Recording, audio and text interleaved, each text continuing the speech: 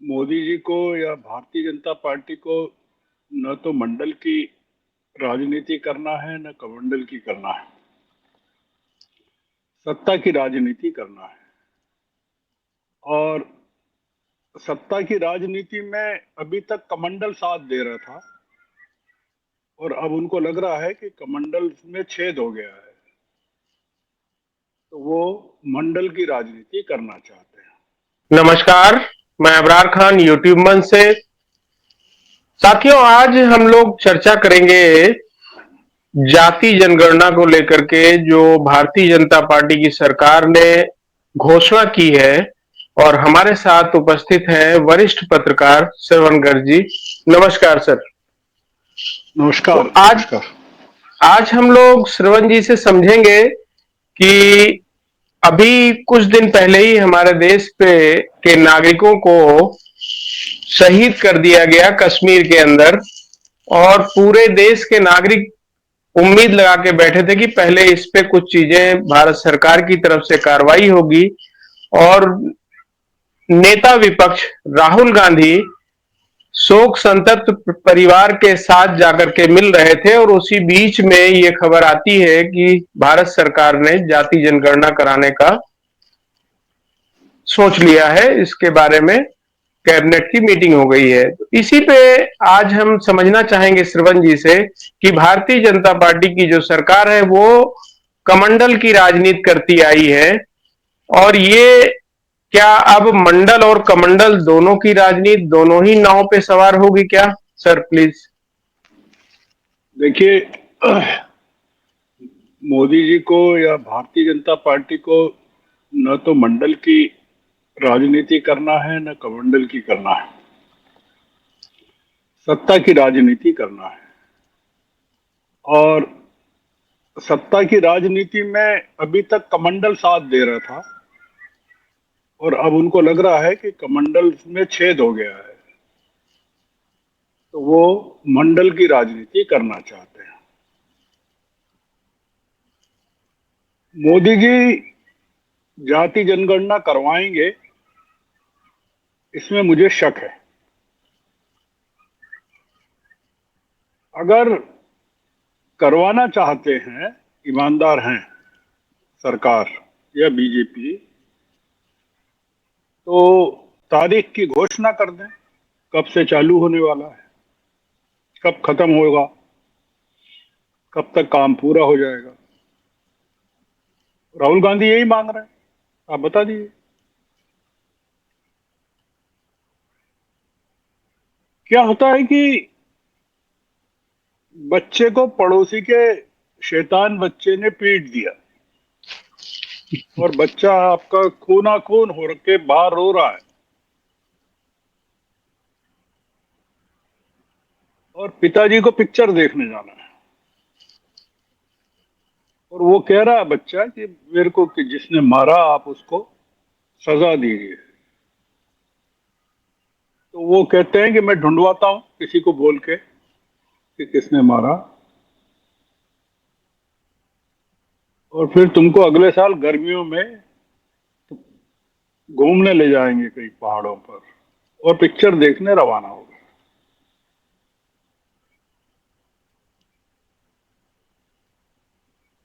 पहलगाम को हुए जिन लोगों की यहाँ मौतें हुई, पहलगाम में जिन परिवारों में हुई, उनके यहाँ अभी 12वां नहीं हुआ है। 12वां, 13वीं नहीं हुई जी है। जी। रस्में नहीं हुई है। पगड़ी की रस्म होती है वहां परिवारों में, हिंदू परिवारों में।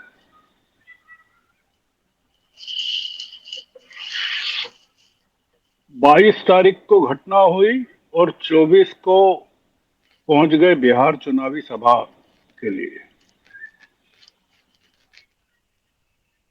और लगातार कभी मुंबई में सितारों की दुनिया में, तो कभी केरल में अदानी के साथ नजर आ रहे हैं।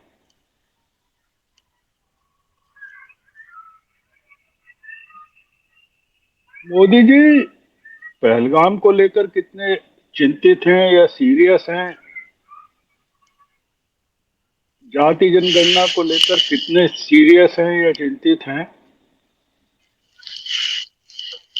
अभी पता होना लगना बाकी है देश को।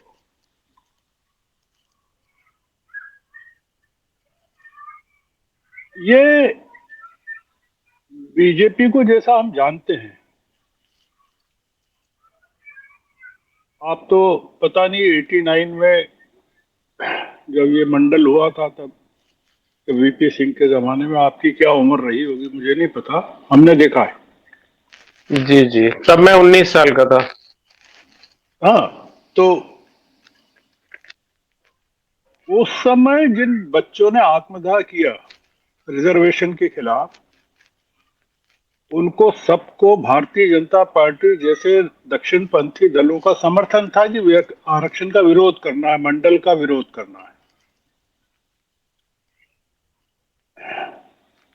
ये जो पार्टी है, ये जाति जनगणना की समर्थक हो ही नहीं सकती। जो कह रहे हैं कि ये तो अर्बन नक्सल विचारधारा का प्रकटीकरण है, इस तरह की बात कर रहे हैं कि पहलगाम में धर्म पूछा, जाति नहीं पूछी।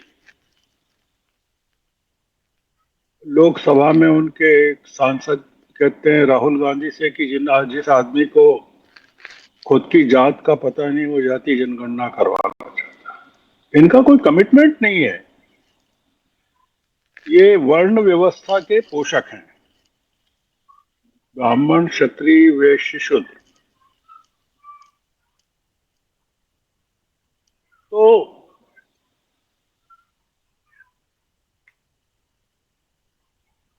आप मुझे बताइए, आपके दर्शक बताएं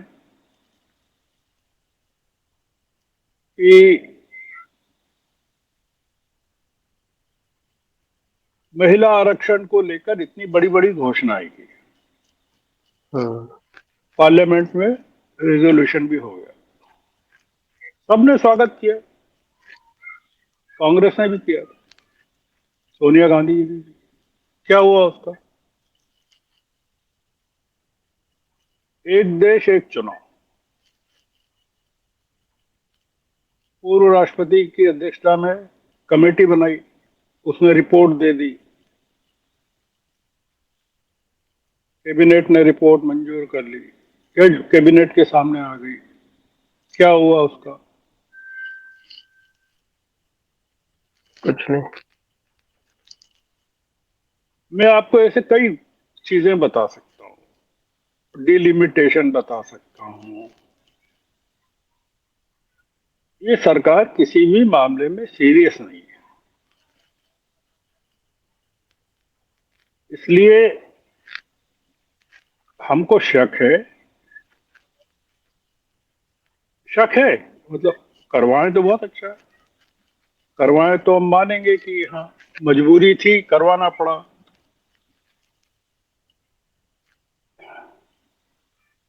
पर विपक्ष के हाथ से एक एजेंडा छीनना,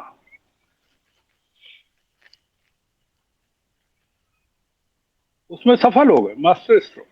क्या हो गया, छीन लिया। और इस बात की चिंता नहीं की कि लोग क्या कहेंगे कि भाई कल तक तो आप ही कह रहे थे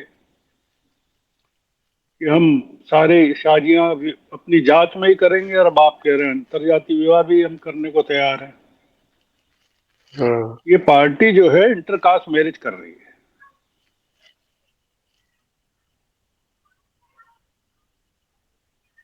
तो क्या दलितों को घोड़े पे सवार होने देंगे, या दलितों को, पिछड़ों को मंदिर में जाने देंगे? अभी वहां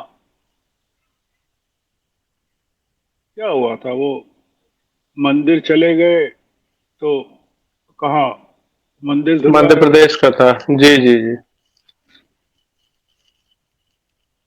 ये जो चल रहा है, ये ये जो कन्हैया कुमार चले गए थे वहां बिहार में, जी तो उसको वो करवाएगा। कमिटमेंट नहीं है, ईमानदार कमिटमेंट जो राहुल गांधी का है। हाँ, इन्होंने उनका एजेंडा बहुत ही सफाई से वो कर लिया, हाईजेक कर लिया। दो चीजें, पहलगाम से ध्यान हटा दिया और कुछ नहीं हुआ, इतने दिन हो गए, कुछ नहीं हुआ, कर ही नहीं सकते कुछ।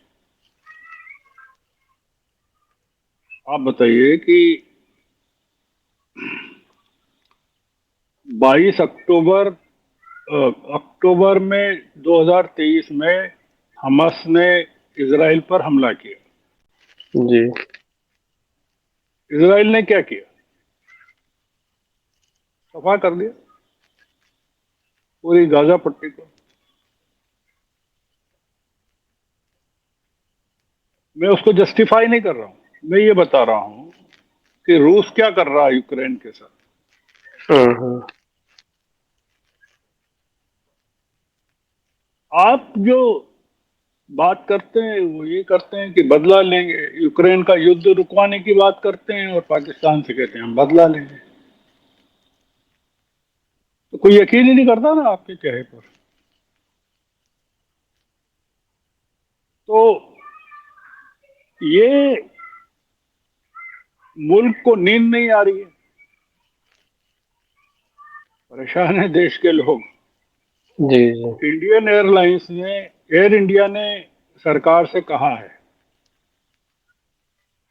ये आज की खबर है, कि पाकिस्तान ने एयर स्पेस हमारी बंद कर दी है और हमको घूम कर जाना पड़ेगा विदेश, हम्म। नागरिकों, चीन होकर जाना पड़ सकता है। 500 करोड़, 500 करोड़ रुपए का नुकसान होगा। हम्म। एक साल भी अगर ये एयर स्पेस बंद रहती है, एयर इंडिया ने लिखा है 500 करोड़। जी जी। फ्यूल वगैरह जो खर्चे बढ़ जाएंगे, दूरी बढ़ जाएगी। तो उन्होंने कहा है कि हमको सरकार की तरफ से इतनी वो मदद मिलनी चाहिए। ये एक एयरलाइन की बात। ऐसे ही दूसरी एयरलाइंस का भी हाल होगा। हाँ, कई सारी एयरलाइंस है। तो आप ये बताइए, आपकी कमर टूट रही है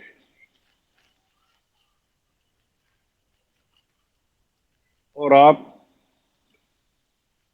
घूम रहे हैं, कुछ बोलने को तैयार नहीं। पिताजी ने कह दिया ना बच्चे को कि मैंने किसी को कह दिया है कि वो उस जिसने तुम्हारी पिटाई की उसको ढूंढेगा। आपने सेना हम्म। को बोल दिया, अपनी जिम्मेदारी डाल दी और निकल गए दिल्ली छोड़कर। यही हुआ ना। नागरिकों को यकीन में लेना जरूरी। प्रधानमंत्री हैं आप, देश के नेता हैं, 140 करोड़ लोगों के नेता हैं, लोगों का आप में बहुत, लोग आपकी बात मानते हैं। कोरोना के टाइम आपने जैसा कहा लोगों ने किया, ताली बजाई, ताली बजाई, पैदल चले, 9 मिनट का अंधेरा कर लिया पूरे देश में, फिर दिए जला लिए, लॉकडाउन सह लिया, सब कर लिया। आपका कहना मानता है देश? अगर ऐसा नहीं हो कि आप, ऐसी स्थिति नहीं हो जाए कि आप कुछ कहें और देश माने ही नहीं। हम्म। वो ऐसा ऐसा इसलिए होता है कई बार कि आपने कहा हम बदला लेंगे। आपने गलवान घाटी की घटना हुई 2020 में, उसके बाद कहा आपके इतने सैनिक मारे गए थे जी। कि ये जो सैनिकों का बलिदान व्यर्थ नहीं जाएगा। आपने कहा था, क्या किया? कुछ नहीं किया। प्रधानमंत्री पर लोग यकीन करें, ऐसा होना चाहिए। तो इसीलिए ये जो चाहे पहलगाम का मामला हो या कास्ट सेंसस का मामला हो या एक देश एक चुनाव का मामला हो या महिला आरक्षण का मामला हो, जैसे वो कहा कि हर नागरिक के खाते में 15 लाख आ जाएंगे, तो फिर जब हम्म। लोगों ने कहा तो वो कहा कि अरे वो तो जुमला था। हम्म। आपकी हर बात को लोग फिर ये नहीं कहेंगे अरे ये तो जुमला था। तो राष्ट्रभक्ति और देशभक्ति जुमला नहीं बनना चाहिए। लोगों की पीड़ाएं, लोगों के दुख, जैसा मैंने कहा ना कि लोगों के यहाँ अभी तो 12वां नहीं बना है, 13वां नहीं, 13वीं नहीं बनी है, पगड़ी नहीं हुई है, रस्में नहीं हुई है, अस्थियां प्रवाहित हुई होंगी कहीं, आंसू थमने में वक्त लग जाएगा, और आप पॉलिटिक्स में लग गए। आपको नींद कैसे आ रही है? लोग पूछेंगे ना आपको, आप हमारे नायक हैं, आप बताइए ना आप कैसे ये। कल मैं देख रहा था किसी चैनल पे कि प्रधानमंत्री, मुझे पता नहीं सही है कि गलत है, 9 घंटे उन्होंने फिल्मी दुनिया में दिए बम्बई में। उसमें शाहरुख, आमिर खान और ये तमाम 9 घंटे नहीं भी दिए हों, 90 मिनट दिए हों। आप हमारे यहाँ हिंदू धर्म में परंपरा है कि जब शोक की घड़ी होती है तब हम इस तरह की चीजें नहीं करते। जी। तो ये आपका जो सवाल था, अगर आपको उसके जवाब मिल गए हों तो ठीक, नहीं तो आप 3-4 मिनट में कोई और एक सवाल पूछ सकते हैं। राहुल गांधी जी ने जब ये घोषणा हुई थी तो उसके बाद प्रेस कॉन्फ्रेंस की थी और प्रेस कॉन्फ्रेंस करके ये बात कहा था कि ये हमारा विजन था जिसको कि सरकार ने अब लागू किया है, जबकि उन्होंने ये भी बात कही कि मैंने सदन में ही कहा था कि मैं इसको लागू करवा के मानूंगा इसी सत्र में, और उस पे वो कामयाब हुए। इसके बारे में कुछ आप राहुल जी के बारे में कुछ कहना चाहें? नहीं नहीं, उन्होंने ले लिया, सबको पता है, देश, पूरे देश को पता है कि राहुल गांधी यही तो कह रहे हैं कि भाई आप एक अच्छी चीज कर रहे हैं, हम आपका समर्थन कर रहे हैं।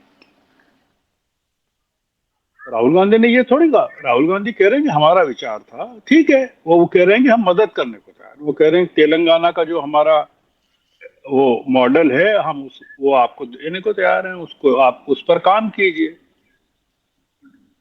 और हम अपनी पूरी मदद देंगे आपको उसमें करवाने में। वो कोई, उसको कोई पेटेंट के तौर पर रजिस्टर थोड़ी करवाया जाति जनगणना को उन्होंने तो। उसके पहले तो नीतीश कुमार बिहार में कर चुके थे। जी।